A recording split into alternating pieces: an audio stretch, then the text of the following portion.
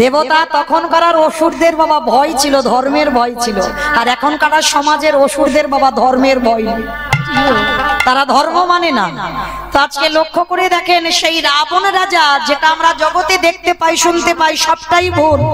রাবণ রাজা কত ধর্মের পথে ছিল দেখেন। সীতামাকে এনেছিল, এনে রাতের অন্ধকারে চেরিরা মারতো সীতামাকে। তা মন্দোদরী প্রশ্ন করেছিল, হ্যাঁ গো, জগতে নারী আর পেলে না, ভগবানের বউ চুরি করে এনে তাকে মারতে হচ্ছে। তা রাবণ রাজা হেসে একটা কথা বলেছিল, মন্দোদরী একটা কথা বলবো, আমাইরা সিনেমা টিনেমা দেখো তো? আচ্ছা সিনেমা বাদ দাও, সিরিয়াল দেখো তো? আচ্ছা সিরিয়াল দেখতে গেলে মা, যে সিরিয়ালে শুধু নায়ক নায়িকা থাকে, শুধু জমজমাট হয়? হয় না, একটু মারামারি হবে, পেটাপেটি হবে, খুনোখুনি হবে, তবে তো ভালো লাগবে। তাহলে একটা ভিলেন দরকার, আর সেই ভিলেন থাকলে তবে সিরিয়াল বলো সিনেমা বলো জমজমাট হয়। আচ্ছা একটু ভালো করে তত্ত্বের দিকে ভাবে। যারা সিনেমা সিরিয়াল দেখে, যখন কিছুতে নায়ককে জব্দ করা না যায়, তখন বাবা ভিলেন কি করে? ভিলেন কি করে বলো বলো? নায়িকাকে চুরি করে। আর নায়িকাকে যদি একবার চুরি করা যায়, তাহলে বাবা আর নায়কের কাছে যেতে লাগবে? 10 তলা বিল্ডিং থেকে ঝাঁপিয়ে নায়িকার কাছে যাবে না? অত সোজা নয়। সকাল থেকে কেউ যদি জপমালার মতো জপে, আমি মরবো মরবো মরবো মরবো, সে কোনোদিন মরবে না। তার আয়ু আরো বাবা 10 করে বেড়ে যাচ্ছে, সে কোনোদিন মরবে না। কারণ মৃত্যুটা কঠিন, বেঁচে থাকাটা সোজা। মৃত্যু কঠিন কেন বললাম? মৃত্যুটা যদি আজকের আমার থাকে তবে তো মরবো, কি বাবা? আর আমার এই কপালে যদি লেখাটা না থাকে, আমাকে যে যাই করুক না কেন আমি মরবো। আপনারা প্রশ্ন করবেন, কেন মৌমিতা মরা যাবে না? এক্ষুনি মরা যাবে, একটু খেয়ে নাও মরে যাবে। বলে না, খাবে খাবে, একটু আড়ালে গিয়ে যদি খাও। আর যদি কেউ একবার দেখে ফেলেছে না, আর একবার যে হাসপাতালে যাবে, আর যে একবার ওই খেয়ে দিদি ফিরে আসে, দ্বিতীয়বার আর খাবে না। মরি বললে মরা হবে না, বেঁচে থাকাটা সোজা, মৃত্যু কঠিন। যা লেখার এই জায়গাটা লেখা হয়ে গেছে বাবা। এই যে আপনারা বসে কীর্তন শুনছেন, আজকের আমি এই আপনাদের বিদ্যাসাগর পল্লীতে কীর্তন গাইছি, এইটা আমার কমিটি দাদাদের ইচ্ছা নয়।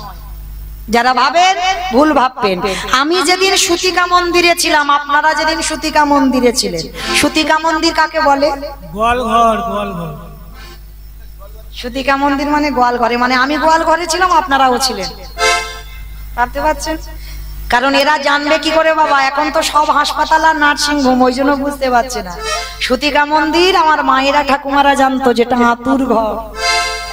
এখন আর আতুর ঘরে আমাদের বসতে লাগে না, সব হাসপাতালে 1 সপ্তাহ কেটে যায়, নার্সিং হোমে কেটে যায়, তাই না? তাহলে আতুর ঘরটাকে বলা হয় সুতিকা মন্দির। আর ওই আতুর ঘরে যার দেশে যেমন নিয়ম, কারোর 5 দিন, কারোর 7 দিন, কারোর 3 দিন, বিধাতা মানে ব্রহ্মা নিয়তিকে পাঠায়, নিয়তি যাও, ভক্ত জন্মেছে, ওর এই 5 দিনের মধ্যে কপালে লিখে দিয়ে এসো ওর জীবনে কি কি ঘটনা ঘটবে। ওই জন্য কারোর দুর্ঘটনা ঘটলে এই জায়গাটা তো চাপড় বসায় কেন? লেখাটা তো এই জায়গাটাই আছে, তাই না?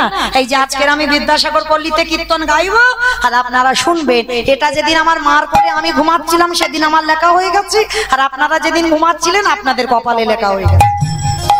তাহলে এই যে বাবা, কে কিভাবে মরবে এটা কিন্তু কেউ জানে না, কেউ বলতে পারবো না। ওই জন্য শাস্ত্র বলছে, কেউ খেয়ে মরে, কেউ খাইয়ে মরে, কেউ নিয়ে মরে, কেউ দিয়ে মরে, কেউ শুনে মরে, কেউ দেখে মরে, কেউ বলে মরে, কেউ ভালোবেসে মরে। এই যা যা কথাগুলো বলছি, একটা কথা গ্রন্থের বাইরে নয় বাবা, সব শাস্ত্রে আছে। যদি কারোর জানা থাকে তো উত্তরগুলো দিতে পারবেন। কেমন বলেন তো? খেয়ে মরেছিল কে? বাহ, বকাসুর খেয়ে মরেছিল, বকাসুর। কৃষ্ণ গোষ্ঠে গেল, এমন করে গিলে খেতে গেল, বকাসুর হরি বল হয়ে গেল। তাহলে খেয়ে মরলো, পরেরটা সবাই পারবে, তবে একটু ভাবতে হবে। খাইয়ে মরেছিল কে? পুতনা। বাহ, মানে কীর্তন শোনে আমার কীর্তন। পুতনা মরেছিল, স্তনে বিষ মাখালো, 6 দিনের ছেলে কৃষ্ণ এমন করে টান দিল, পুতনা হরি বল হয়ে গেল। তাহলে খেয়ে মরলো, খাইয়ে মরলো, নিয়ে মরেছিল কে? আমি অপশন দিই, রামায়ণ। আপনারা বের করবেন, আমি বের করব না, একটু ভাবেন, পারবেন? রাবণ। বাহ, রাবণ সীতামাকে নিল বলে রাবণের 1 লক্ষ ছেলে, 16 লক্ষ নাতি, বংশে বাতি দেওয়ার মতো কেউ রইল না। তাহলে নিয়ে মরলো, তাহলে খেয়ে মরলো, খাইয়ে মরলো, নিয়ে মরলো, দিয়ে মরেছিল কে? অপশন মহাভারত। কর্ণ। বাহ, কর্ণ উত্তর এসেছে। মহাভারতে কর্ণ কি দিয়েছিল? কবচ কুণ্ডল। আর কবচ কুণ্ডল দিয়েছিল বলে কর্ণবধ হলো, না হলে কর্ণবধ হতো না, কেউ করতে পারতো না কর্ণকে। তাহলে খেয়ে মরলো, খাইয়ে মরলো, নিয়ে মরলো, দিয়ে মরলো, শুনে মরেছিল কে? অপশন মহাভারত। না, পরীক্ষিত নয়, একটু ভাবেন। অষ্টগুরু দ্রোণাচার্য। অশ্বত্থামা হতবানি, ইহা আমি সত্য জানি, প্রীতি গজ পড়ে গেল রানে, প্রীতি গজ পড়ে গেল রানে। অষ্টগুরু দ্রোণাচার্য বধ হলো। তাহলে বাবা পুত্রের মৃত্যু সংবাদটা শুনে মরতে হলো। তাহলে খেয়ে মরলো, খাইয়ে মরলো, নিয়ে মরলো, দিয়ে মরলো, শুনে মরলো। বলে মরেছিল কে? দক্ষ রাজার 7টা মেয়ে ছিল, 7টার ভিতরে একটা ছিল সতী, দক্ষ যজ্ঞ হয়েছিল। সব জামাইকে বলেছিল, বাবা শিবকে বলেনি। তখন সতী বলেছিল, বাবা তুমি সব জামাইকে বললে, আমার স্বামীটাকে কেন বললে না? বলে, মা বলা যাবে না, কারণ ওরে যদি বলি ভূত প্রেত নিয়ে সঙ্গে আসবে আর আমার যজ্ঞটা লন্ডভন্ড হয়ে যাবে। সতী বলল, পিতা প্রতিনিন্দা যখন এক্ষুনি শুনলাম, এই মুহূর্তে আমি আমার দেহ ত্যাগ করব করব করব। কথা বলেই সতীর দেহ ত্যাগ করে দিল। তাহলে বলেই মৃত্যু হলো। তাহলে খেয়ে মরলো, খাইয়ে মরলো, নিয়ে মরলো, দিয়ে মরলো, শুনে মরলো, বলে মরলো। দেখে মরেছিল কে? সত্যযুগে হিরণ্যকশিপু। হিরণ্যকশিপুর দেখে মরেনি। প্রহ্লাদকে বলেছিল, প্রহ্লাদ তোর হরি কোথায় থাকে? বলে, যেদিকে তাকাবো সেদিকে হরি। এই ফটিকস্তম্ভে তোর হরি আছে? বলে, আছে। যেই না বাবা ফটিকস্তম্ভে আঘাত করলো, ভগবান দেহটা মানুষ, মুখটা পশু।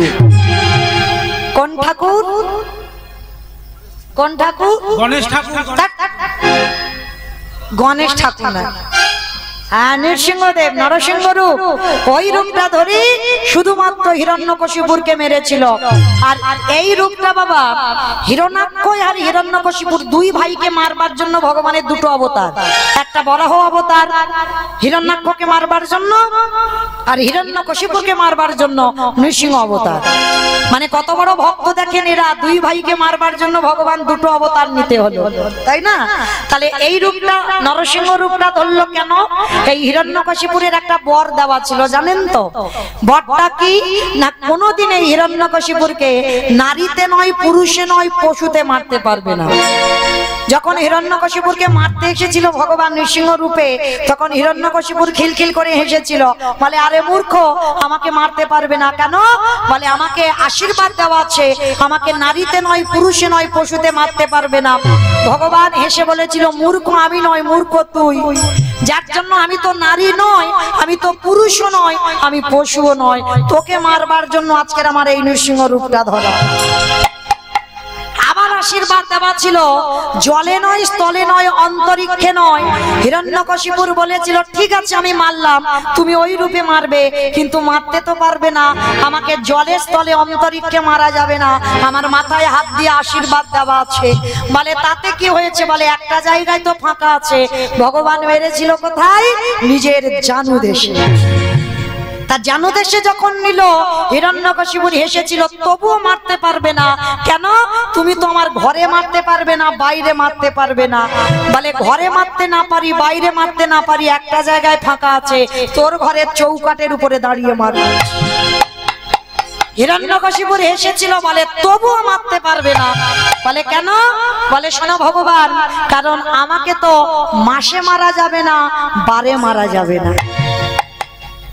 মাসে মারা যাবে না, বারে মারা যাবে না। ভগবান হেসেছিল, বলে, মূর্খ, তোকে মারবার জন্য আমি একটা মাস তো সৃষ্টি করবই। যে মাসে হিরণ্যকশিপুরকে মেরেছিল, মাসের মধ্যে নয়, বারের মধ্যে নয়। বলো তোমা কোন মাস? পুরুষোত্তম মাস বা মল মাস। শুধু হিরণ্যকশিপুরকে মারবার জন্য ভগবান ওই পুরুষোত্তম মাস সৃষ্টি করলো। হেসেছিল, তবুও মারতে পারবে না কেন? আমাকে দিনে মারবে না, রাতে মারবে না। বলে তোকে মারবো আমি গোধূলি বেলায়। আর সেই রূপটা ধরলো, আর ধরে বাবা জানো দেশে বিদীর্ণ করে বক্ষটা হিরণ্যকশিপুর বধ হলো। আর ওই হিরণ্যকশিপুর ভগবানের ওই রূপ দেখেই প্রাণ চলে গেল। তাহলে খেয়ে মরল, খাইয়ে মরল, নিয়ে মরল, দিয়ে মরল, শুনে মরল, বলে মরল, দেখে মরল। আর একটা বাকি আছে, ভালোবেসে মরেছিল কে? আমি বলবো, বলো। ঋতুপর্ণা।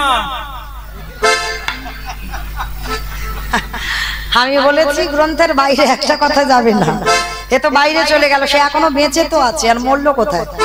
তাহলে এখনো বেঁচে আছে, তাহলে বাবা ঋতুপর্ণা নয়, শাস্ত্রের বাইরে যাবে না। ভালোবেসে মরেছিল রাজা দশরথ।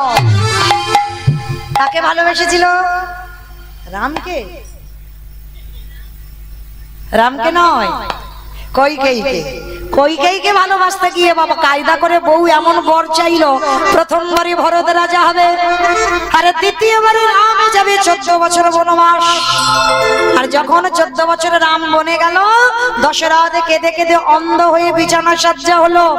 বাবা দশরথ বিছানা সজ্জা হয়ে মরার আগে একটা কথা বলে গিয়েছিল, বউয়ের ওপরে রেগে গিয়ে একটা কথা বলে গেল, সবাইকে শিক্ষা দিয়ে গেল দশরথ।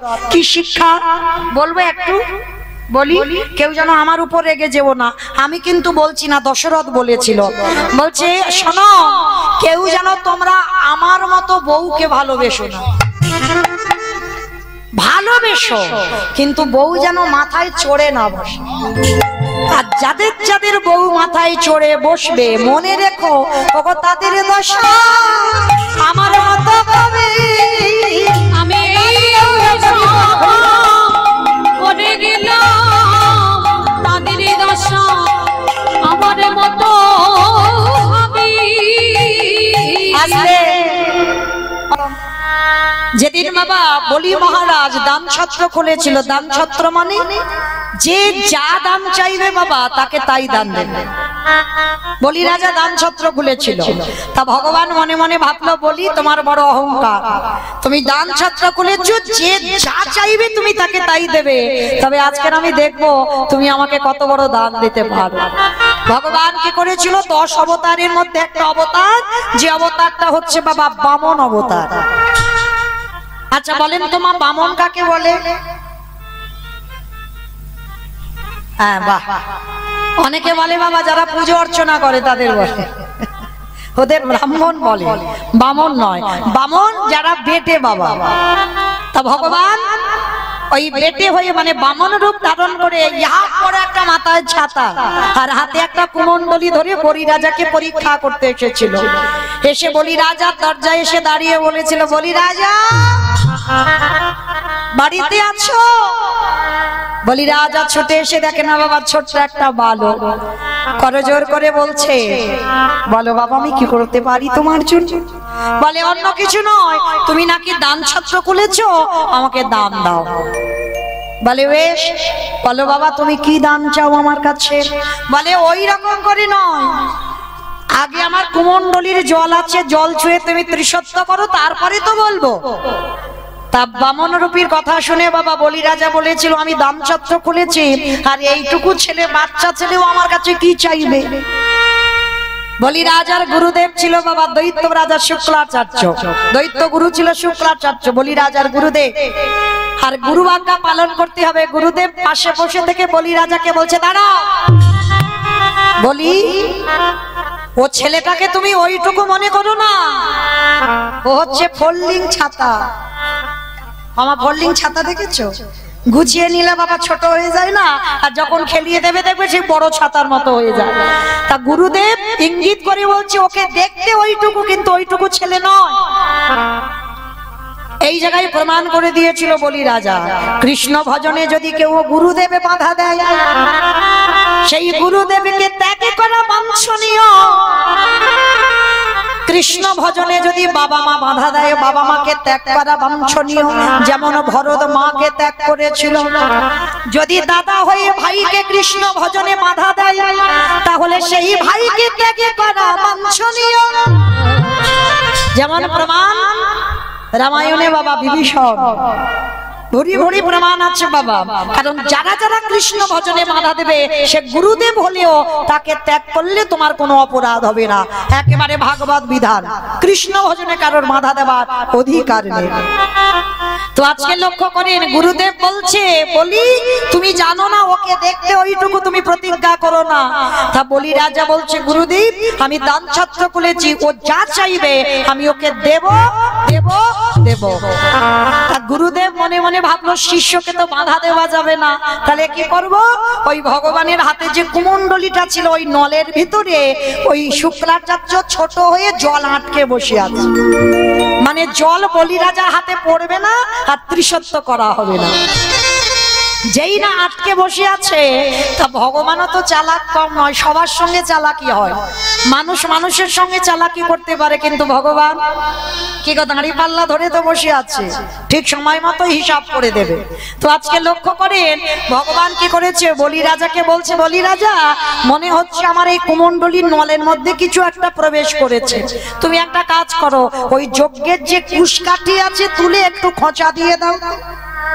আর যেই না দিয়েছে বাবা শিষ্য করেছে, ভগবান নিজের হাতে পাপ করে না, আর যেই না খোঁচাটা দিয়েছে একেবারে শুক্রাচার্য চোখে গিয়ে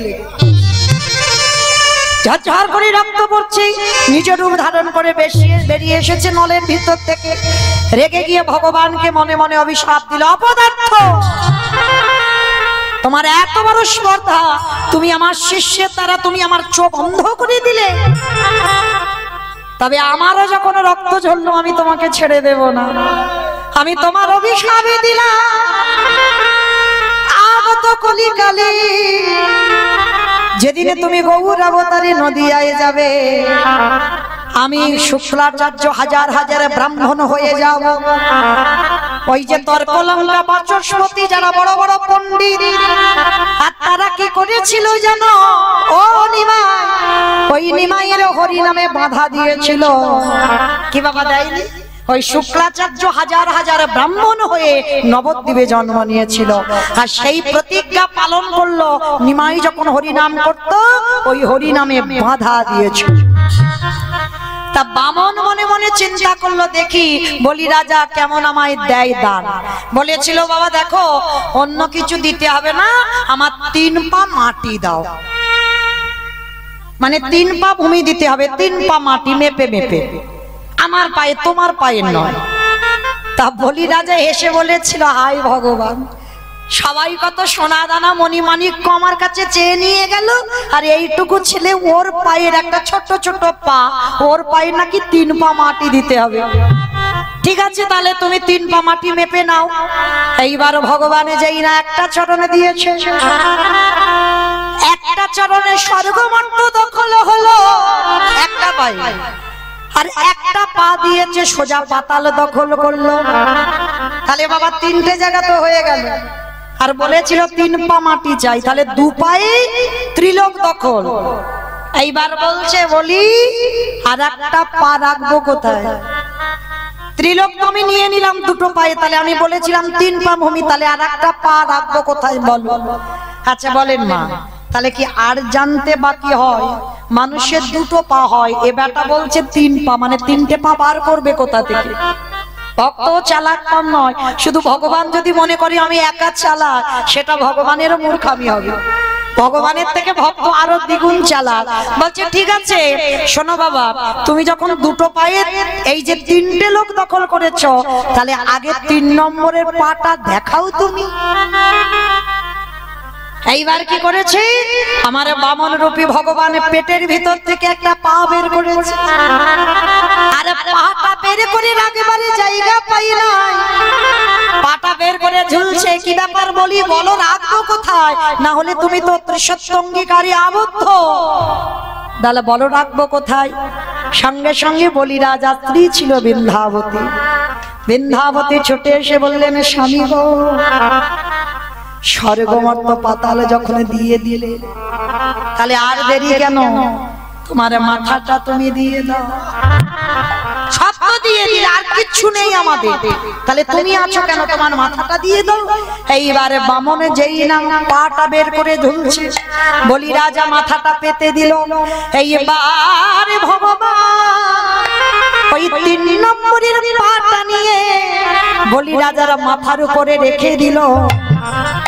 আর যেই না রেখেছে, এইবার ভগবানের একটা ভুল হয়ে গেল। কি ভুল? বলে বলি তুমি তো সব দিয়ে দিলে আমার, তোমার বলতে কিচ্ছু নেই, এমনকি তুমি আমার হয়ে গেলে, তাহলে তোমার কিছু নেই। আচ্ছা শেষ বেলার মতো তুমি আমার কাছে কিছু চাও।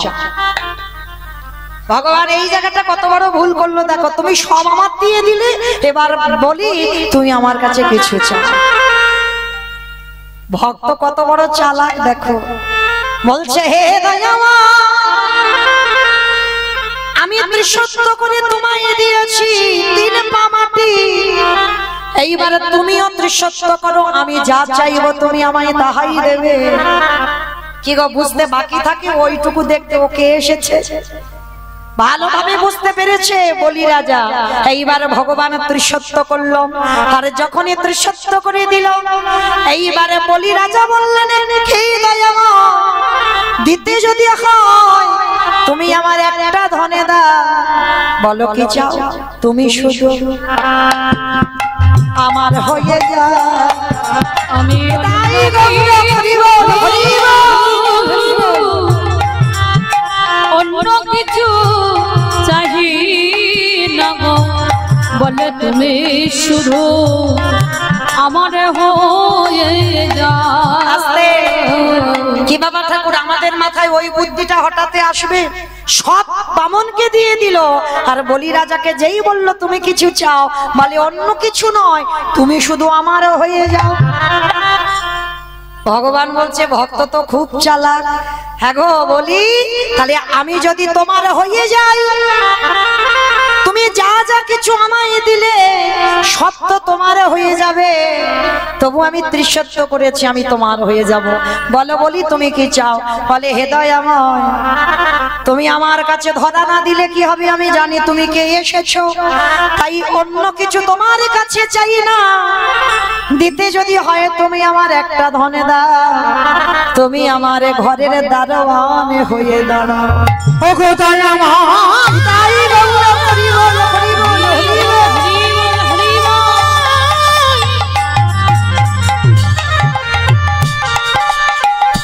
ও গো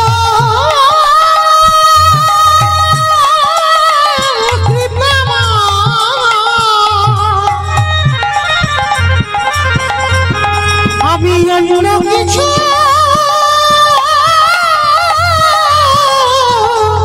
চাই না,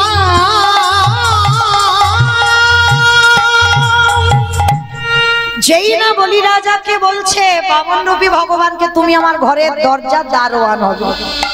আস্তে বাবা, কতটা ভক্তের ক্ষমতা দেখেন, ভগবানকে দারোয়ান করতে বলছে। ভগবান মাথা পেতে নিল, বলি ঠিক আছে আমি তোমার ঘরের দরজা দারোয়ান হব। 1 সপ্তাহ ভগবান ঘরে যাচ্ছে না, মা লক্ষ্মী চঞ্চল।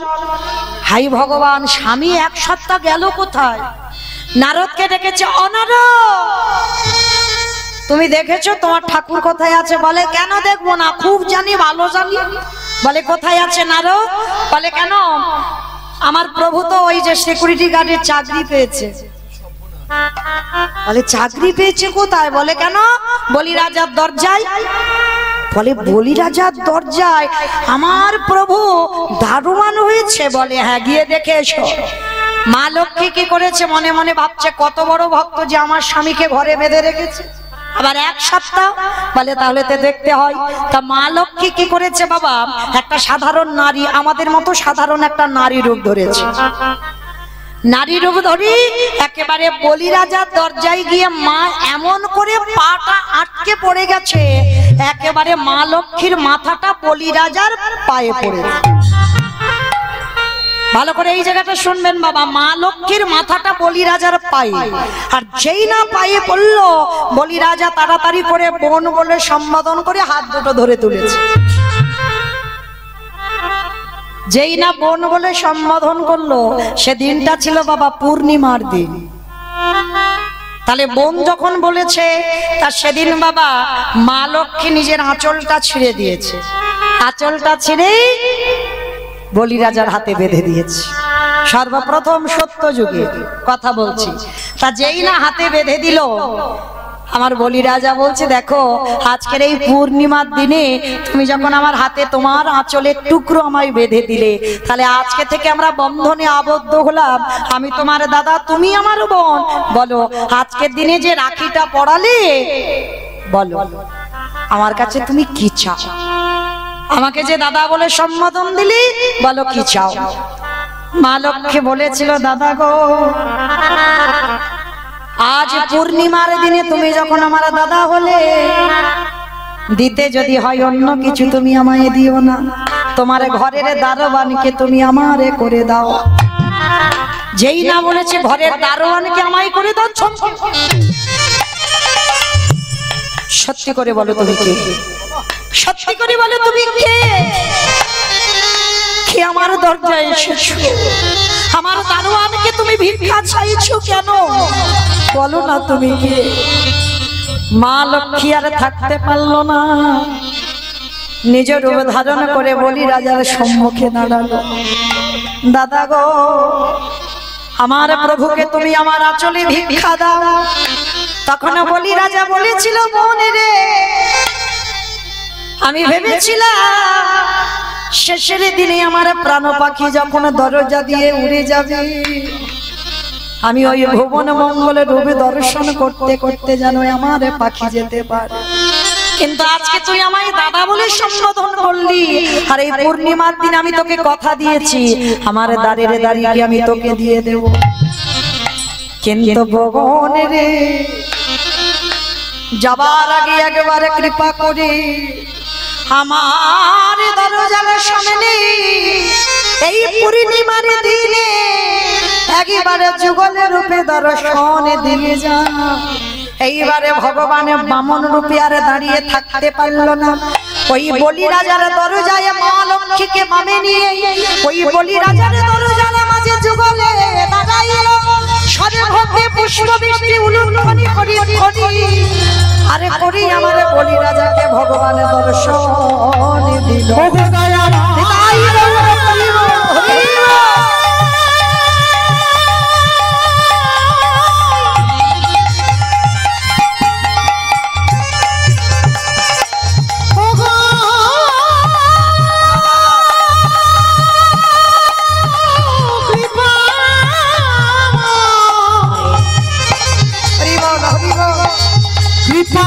করুণা করে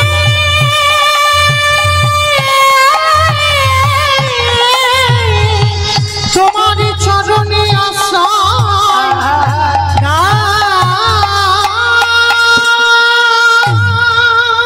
এই সেই পূর্ণিমা বামন রূপী ভগবান আশীর্বাদ করেছিল। আজকে তিথিটা জগতে প্রত্যেকে পালন করবে।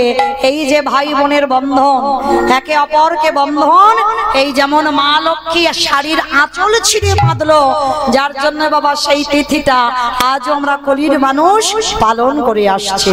তাহলে ভগবান ভক্তকে কতটা ভালোবাসে দেখেন। আচ্ছা আমায়রা একটু আমার সঙ্গে সবাই গাইবে, গাইবে? তবে আমি একা গাইবো না, কিন্তু সবাইকে গাইতে হবে। গাইবে তো? বেশ, দুহাতে তুলে বলি রে কৃষ্ণ না, পরিবেরে তোর সকল মনস্কাম। কই কমিটি দাদারা কোথায়? নাচা হবে তো? সামনে এসো। কই আমার দিদি ভাইরা সবাই তৈরি?